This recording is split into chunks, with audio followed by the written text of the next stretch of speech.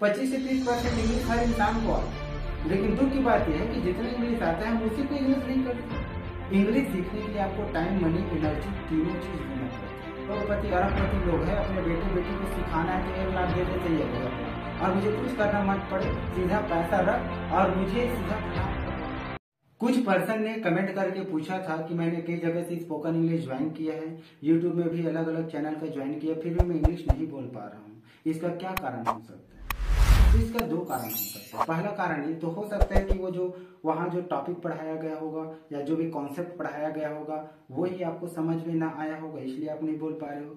दूसरा चीज, यदि वो सब समझ में आ गया है फिर भी नहीं बोल पा रहे हो तो यहाँ पे आपको प्रैक्टिस की कमी है।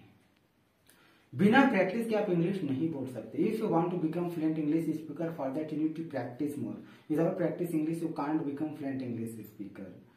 Practice is must. बिना प्रैक्टिस के आप अंग्रेजी सीख ही नहीं सकते सर। यहाँ पे होता क्या है, हम लोग ये चाहते हैं कि मुझे इंग्लिश सीखना है तो इसका कुछ कैप्सूल मिल जाए, उसको खा लो और फटाफट इंग्लिश बोलना आ जाए। ऐसा नहीं होगा। आप कोई भी स्पोकन इंग्लिश ज्वाइन कर रहे हो या कोई भी प्लेटफॉर्म से इंग्लिश सीख रहे हो तो वहां पे आपको जो भी कॉन्सेप्ट, जो भी आपको टॉपिक बताया गया है उसको आपको प्रैक्टिस करना पड़ेंगे और प्रैक्टिस करने के बाद उसको अपने डे टू डे लाइफ में, अपने घर में, अपने ऑल सर्कमस्टेंसेस में, दोस्त यार इनके साथ में आपको बोलने का प्रयास करना पड़ेंगे। उसको अपने हैबिट में लाना पड़ेगा, हैबिचुअल लाना पड़ेगा।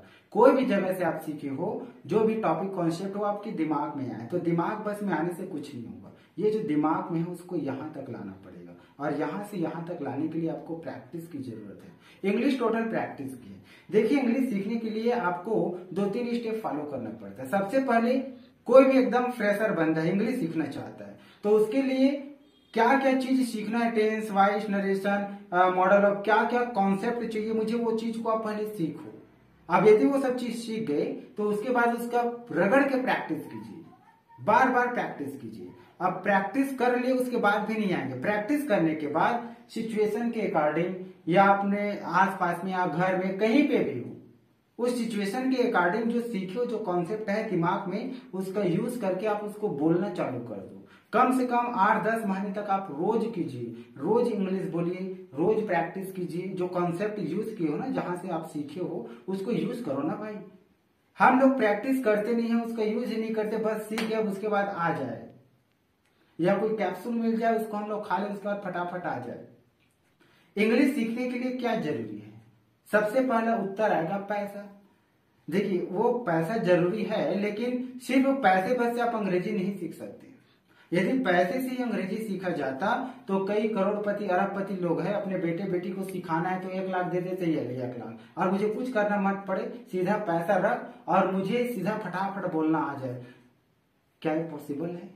बिल्कुल भी पॉसिबल नहीं है। इंग्लिश सीखने के लिए आपको टाइम, मनी, एनर्जी तीनों चीज देना पड़ता है।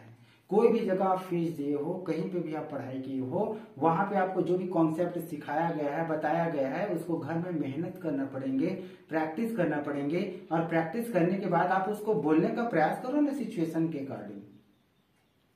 हम लोग ये प्रयास करते ही नहीं, बस स्पोकन इंग्लिश जाना है, वहां पढ़ा रहे हैं, इसको नोट्स तैयार करना है, आना है, जाना है, आना है, जाना है, थोड़ा सा प्रैक्टिस करना है, बस। अपने से भी प्रयास करो, सेंटेंसेस बनाइए, जो कॉन्सेप्ट सीखो उसका यूज कीजिए। Practice is must. बिना प्रैक्टिस के कुछ भी नहीं होगा और आप जितना ज्यादा प्रैक्टिस करते जाएंगे उतना ही ज्यादा आपके अंदर फ्लुएंसी आते जाएंगे, उतना ही ज्यादा आपका स्पीड बढ़ते जाएंगे।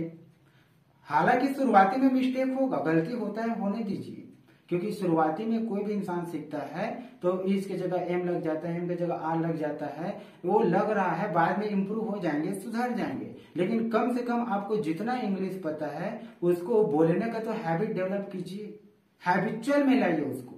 गलत होगा होने तो कोई दिक्कत नहीं, इंग्लिश हमारा मदर टंग नहीं है, हम इसको सीख रहे हैं। यदि आपको कोई बोल रहा है थोड़ा बहुत गलत हो गया, हाँ हो गया भाई, मैं सीख रहा हूँ, सुधर जाएंगे।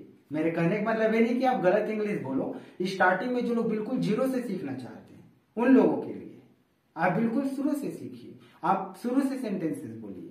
बहुत सारे ऐसे पर्सन हैं जिसको बहुत सारा इंग्लिश आता है, हर इंसान को इंग्लिश आता है, थोड़ा बहुत आता है, लगभग 25 से 30% इंग्लिश हर इंसान को आता है। लेकिन दुख की बात यह है कि जितना इंग्लिश आता है हम उसी को यूज नहीं करते। ग्रामीण स्तर में बहुत सारे स्टूडेंट बोल लेते हैं, आप स्कूल कॉलेज में पढ़े हो इंग्लिश, सब्जेक्ट था आपके पाठ में इंग्लिश विषय, आप उसमें पढ़े हो, आप उन सबको यूज करो ना भाई। आप स्कूल कॉलेज में नंबर पाने के उद्देश्य से पढ़ाई करते हो, बोलने के उद्देश्य से नहीं करते। उसको बोलिए, उसको यूज कीजिए।